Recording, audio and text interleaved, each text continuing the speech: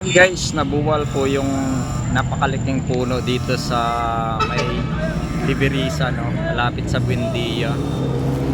So sobrang lakas ng ipo-ipo kanina.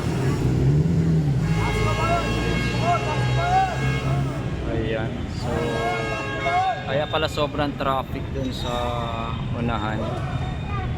Ayan.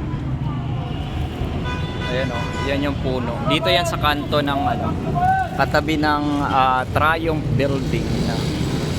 Ayan, Triumph Square.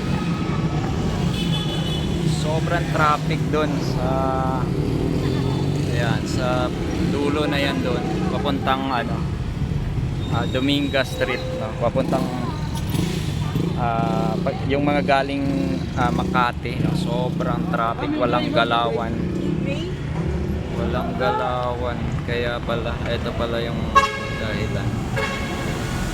Laking puno, no? Buti na lang wala naman daw nasaktan.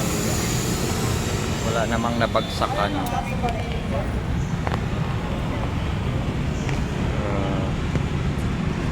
Ayan, sabi ni ate kanina, takbuhan naman daw yung mga tao.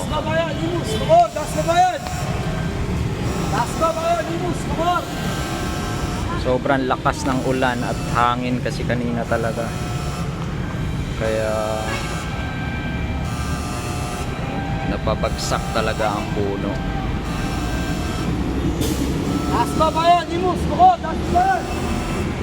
Ayan, so yun lang guys.